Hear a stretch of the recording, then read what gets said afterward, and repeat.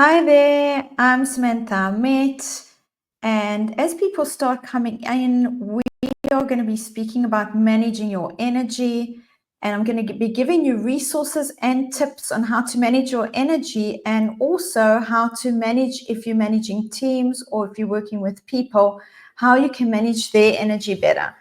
And how I came to this is that energy is actually one of my biggest strengths, but it's also one of my weaknesses. So often you find that where you're really strong with one thing, then you find you can also become weak with it. So, and I found that I basically coach and work with leaders in 35 to 40 different countries today. And so I found that this makes a huge difference. I'm working with highly ambitious people who are overly overachievers. And to sustain that achievement is really hard. You need to be strategic, you need to be focused.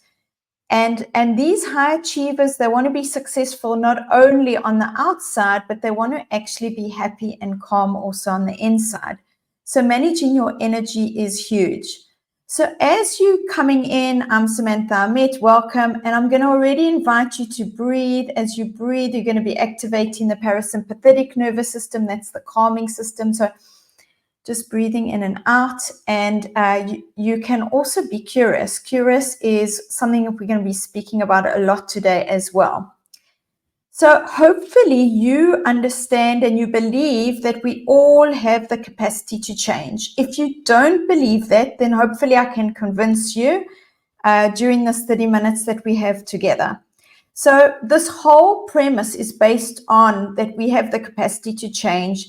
And we're going to be learning today how we can manage our energy better in multiple different ways. So we're going to be looking at our physical energy, our mental energy, and our emotional energy. And here's already a resource for people that love health is Andrew Weil. He's become so famous, but I got introduced to him years and years ago, and I really liked how when he spoke about energy, he looks through a three-dimensional lens of physical, mental, and emotional. There's actually another lens, which is the spiritual energy and the spiritual lens, but we're not going to be looking at that today. So we can be happier when we pay attention to where we put our time and energy. And so already now, I'd like you to think about your energy peaks. Where are you feeling, if we take our energy and we rate it from 1 to 10, where 1 is low and 10 is high, what's your energy like right now? Okay. So as you're listening in, I'm Samantha Amit, welcome. And we are looking at an energy pulse, which is a tool of how we can understand what our energy is like, because that can really help us choose what we want to do, what tasks we want to take in. And so to understand also during the day what our energy is like and when our energy peaks. And so we want to change around what we're doing during our day according to how we're feeling, because our energy does fluctuate during the day and everybody's different. So how can you be more aware to manage yourself on this physical, mental, and emotional level? So what I want you to bring your attention to now and also throughout the week is how your body feels, sensations in your body. That's the physical level.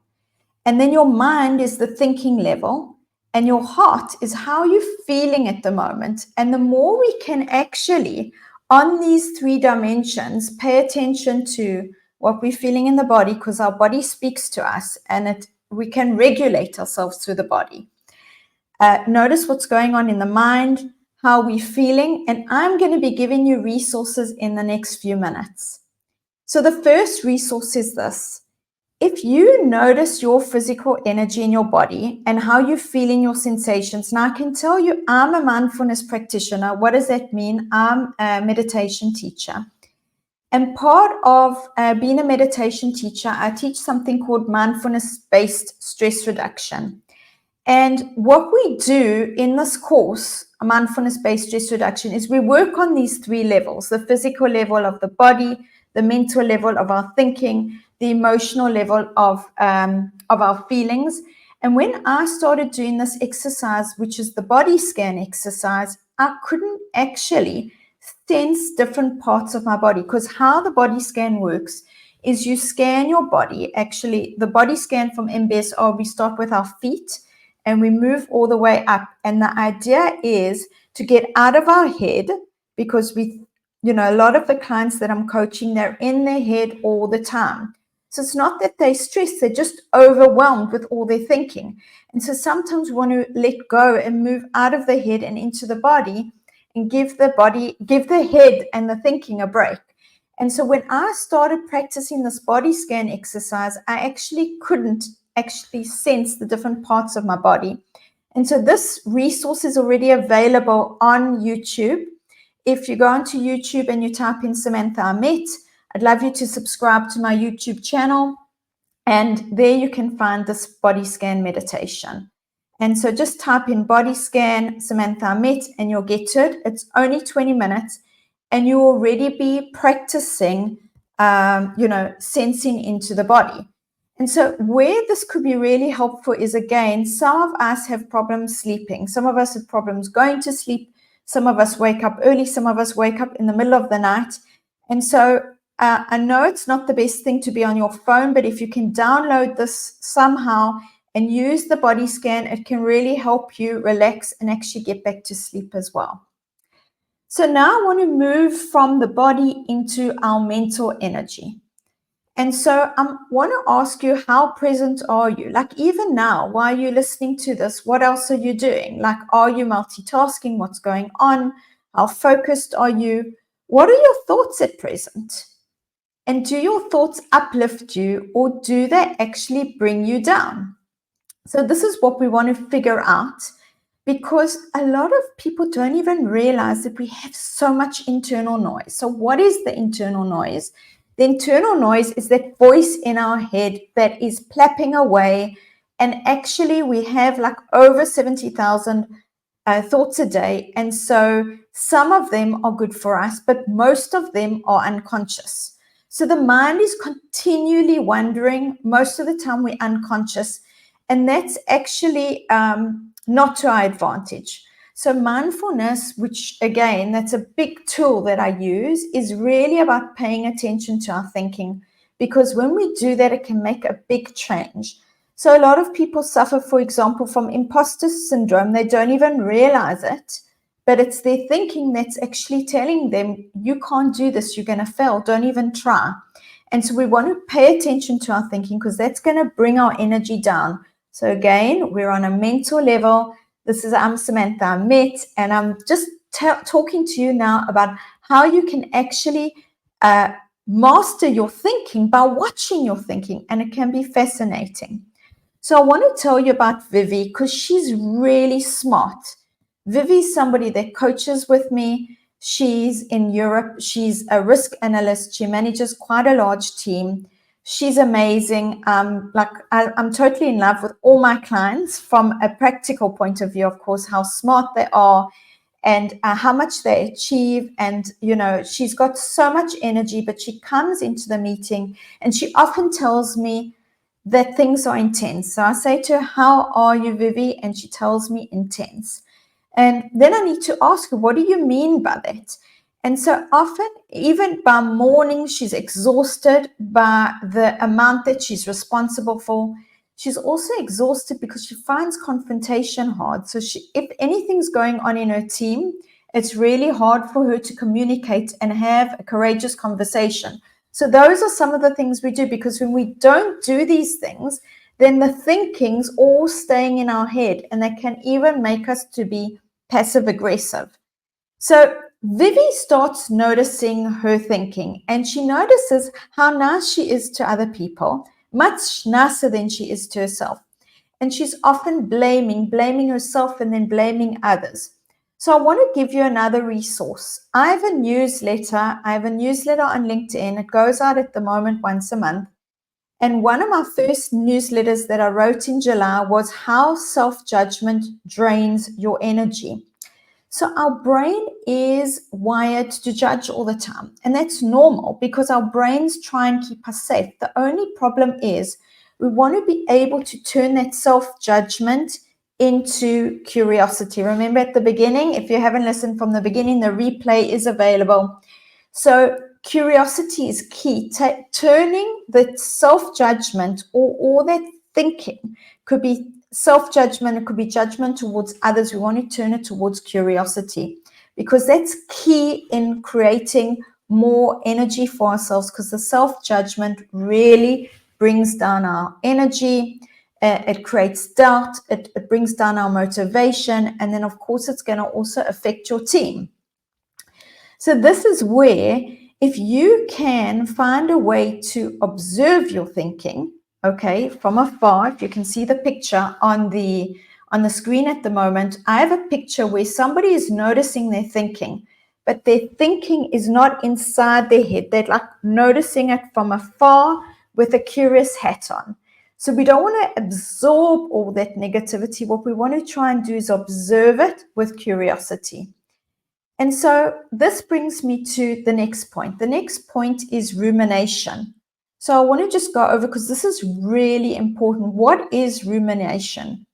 Rumination is when your thinking repeats itself, and it repeats itself, and it repeats itself, and it repeats itself. And so it's like you're actually stuck, but you're stuck in your thinking. And this is actually, it's very bad for us mental health wise. People that suffer from depression and anxiety often have what's called ruminating thoughts. So I'm going to be telling you what you can do to stop the rumination, because we all sometimes have ruminating thoughts. But let's say something happens to you at work. You don't want to take it home and have it for the weekend, because I can tell you I've got clients like that, and this is what we work with. Because something happens to them, a conflict happens to them. Sometimes it's interpersonal, sometimes it's on a strategic level, on a role level, on a process level.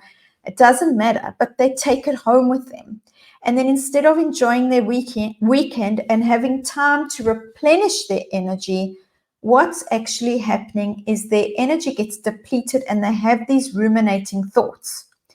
So scientists at Harvard University and the University of Siena found that meditation is so powerful because it can change the physiology of the person's brain, resulting in positive changes like decreasing anxiety and depression.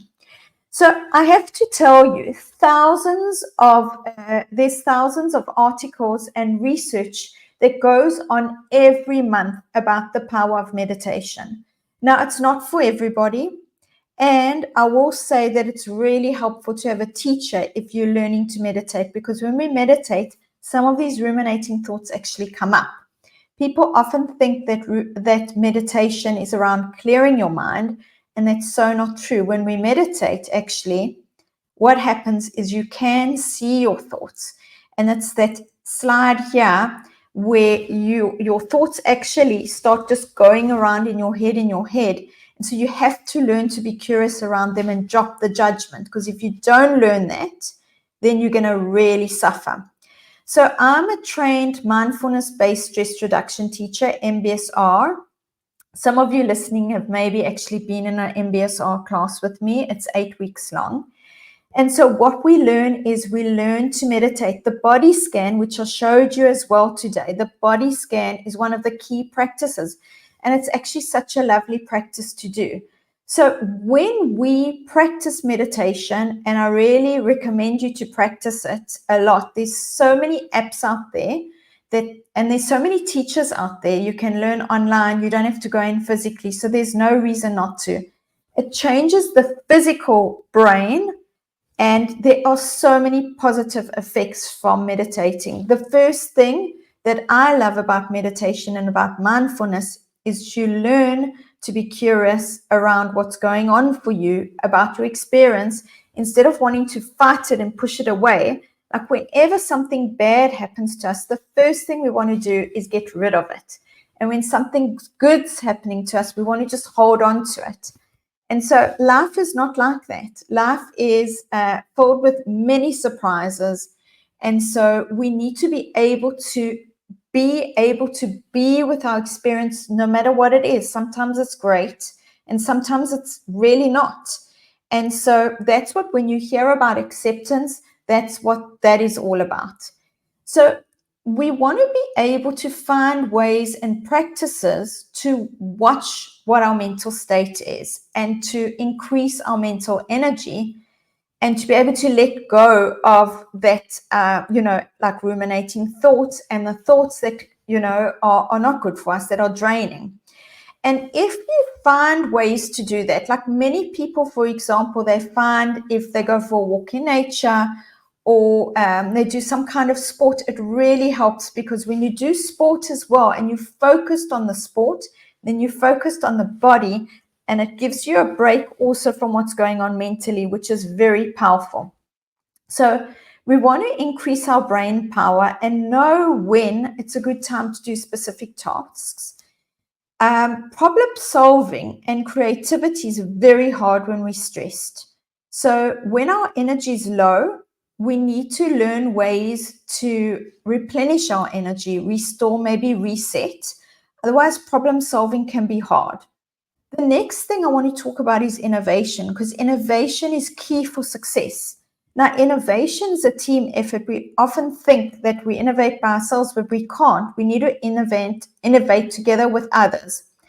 And so if we bring in, this, let's say this curiosity that I keep talking about, if we bring in the ability to share, to problem solve together, to be open, to bring in psychological safety, then we're able to be more innovative, because we invite in much more from everybody, like have an open attitude. So the next thing is flexibility. When we are mentally more capable, as in managing our energy better, we can be flexible. So just one, like a trick that we did, like Ben and I in a coaching session, we were talking about him. Now, because Ben has ADHD, he's very strict in how he manages himself. So he has lots of structures in place, and that's fantastic. He's also a sports person. He runs marathons. He does lots of different sport. So every day he knows what sport he's going to be doing. He knows what breakfast he's going to be eating, and it does change. And though his breakfast is fixed every day, he knows what he's having. So we spoke about introducing flexibility and mixing it up a bit. So Ben said, what would happen if I took Monday's breakfast and moved it to Tuesday, and Tuesday's breakfast and moved it to Monday? That would be really helpful. So we're working on different things. We all want to say, okay, what's our mental state? And what are our strengths, and where do we need to flex? Because we know today that flexibility is key for mental health and for also increasing, our energy. And of course, happiness and being calm is huge. So I actually want to give you an example of John. John is a chief finance officer. He's got a key role in a very big company. So they bring in 120 million annually of revenue. This is in dollars. He's an overachiever, and he does really well. He does sport every day, and he does really well. The thing is, he gets stuck and frustrated often over something small that's wrong. It could be 90% of his day could be perfect, and the 10% or the 10% of the task that isn't, he's not happy with. And so what we want to do is we want to understand, because the problem with him is he's unconscious that this 10% really causes him to get, to not be happy and to get frustrated. And what happens is it's a cycle, because often when we get annoyed or we get frustrated, what follows is anger. And so I'm just going to pause a second, and I'm just saying thank you so much to you, Dan, for putting innovation is a team effort. So true. Thank you, Samantha. Absolutely. Innovation is also amazing. It's amazing when you've got a high-performing team and you can collaborate together. So here's an exercise that I also want to encourage you to do.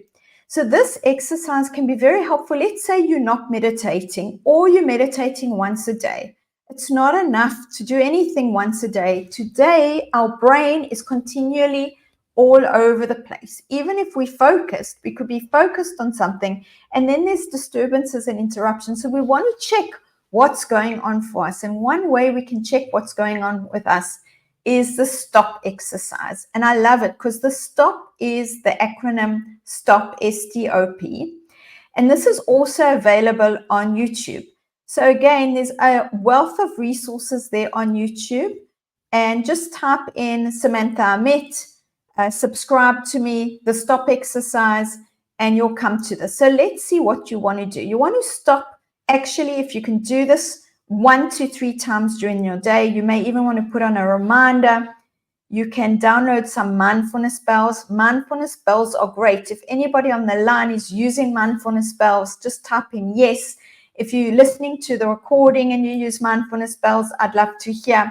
Because then whenever the bell goes off, and you can set it to go off randomly, what you want to do is you stop. So I'm going to actually show you what you do. You stop and you be still. You take 3 breaths. So breathing in and breathing out. You can do this with me now. Breathing in and breathing out. I like to say breathing in life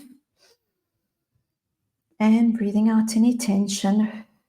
An audible out breath. Breathing in life and breathing out any tension. So that's the T. The O is your options, because you always have options. And then P is to proceed. Now, why this is so important for your energy and managing your energy is when we stop and we take those 3 breaths and we notice what's going on, we can often change our diary. We can change our calendar. We can make that phone call that may be really important. We can call that team member in and say to them, look, we need to talk later, you know. And then you feel good because you're moving things forward.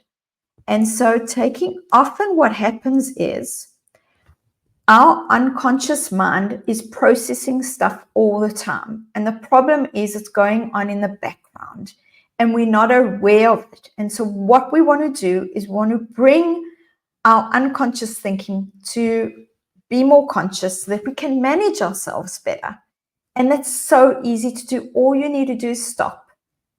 Be curious, take 3 breaths, ask yourself, how am I? And what are your options? And then you proceed. So let's move on.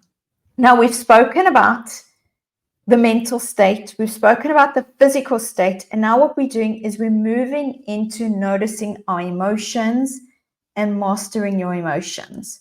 So what I want to say about this is that a lot of my clients suffer from overwhelm. I mentioned it before, like I'm coaching one of a partner in a top consulting firm, and so much is going on for him all the time. You know, I don't know if you know, but these consultants, like a small deal is like $50 million. And so there's a lot of stake, you know, at stake.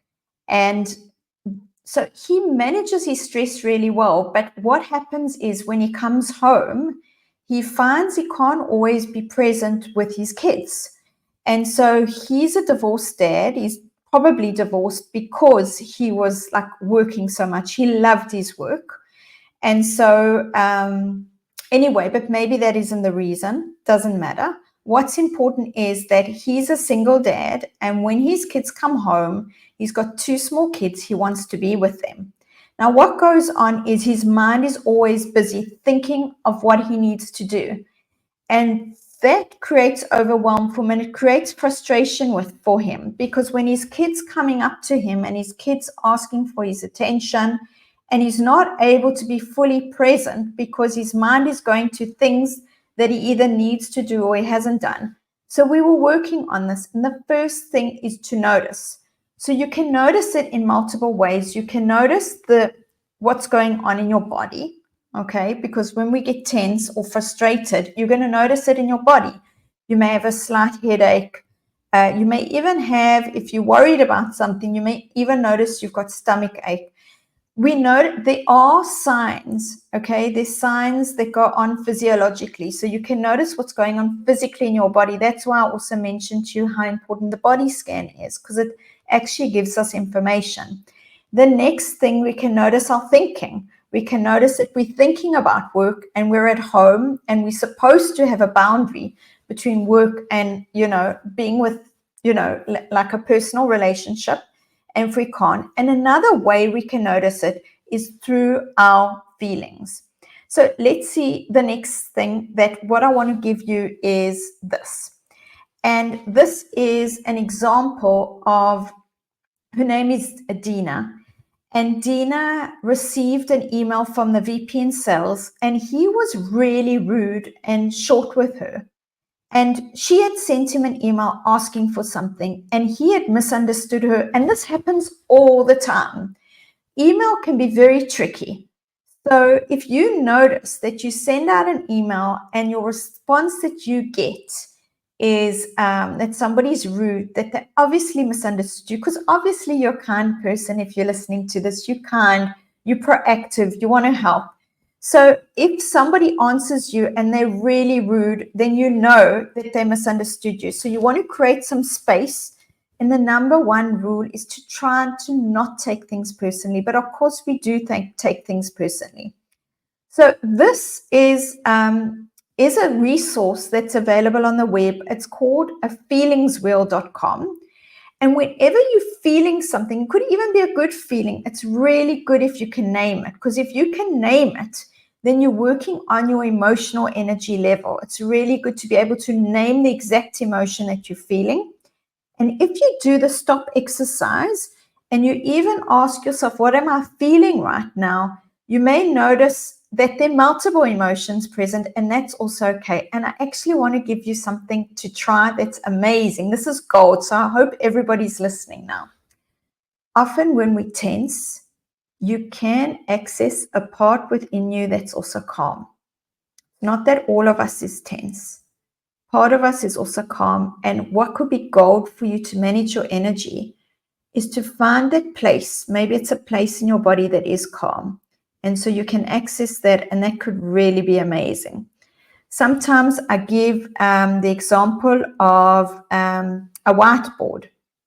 With a whiteboard, you can scribble all over it, but at the bottom of the whiteboard, it's white. You can see my whiteboard at the back of the screen. So just notice that and access this feelingwheels.com. Start noticing your feelings can be really helpful.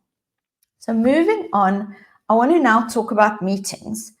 I don't know about you, but all my clients, as I say, I coach clients in over 35 countries. All of them suffer from being in lots of meetings. And so these meetings can be very draining. So I'm not going to tell you to, stop being in the meetings. But what I do want to tell you is to see if you can manage your energy. So just taking Ben as an example, he noticed that in the meetings, when there were lots of people in the meetings, his ADHD started to actually, come into place. And he noticed that he couldn't be present. There's lots going on, lots of people. And so we did a few things like coming back to the breath, taking a few notes, like noticing what his thinking is, what does distract him. And so Ben also used this tool. This tool is online. It's a free tool of how you can manage your energy, and it's available for all of you. So what it is you can change the way you lead by noticing how you are in meetings, especially if you're in meetings a lot. And how this tool works is it's a short mini course that I created for my clients that you can go through. It's available on my LinkedIn profile. It's available on my LinkedIn profile. It's available under my website, askyourcoach.com, ask-your-coach.com. And what it does is it asks you, how are you after you come out of a meeting? And so you start taking notes about your energy. What's your thinking like? What are your emotions like? What are your, what's going on for you in your body? And you start capturing all this data, and the course is all free. It's over 5 days, but you can do it over more. And it can be really helpful for you to start capturing and knowing what's going on for you, because that self-awareness is key. So I want to encourage you to manage your energy by starting to be aware of it. Being aware, I'm starting to summarize as we're coming to the end of the session, to manage your physical sensations, your thinking, and your feelings. And you can do any of these, any or all of these. One of the ways, this is a puppy that we have. Her name is Belle. She's 5 months old. So just a few days ago, we went to the beach. I went with my daughters to watch the sunset.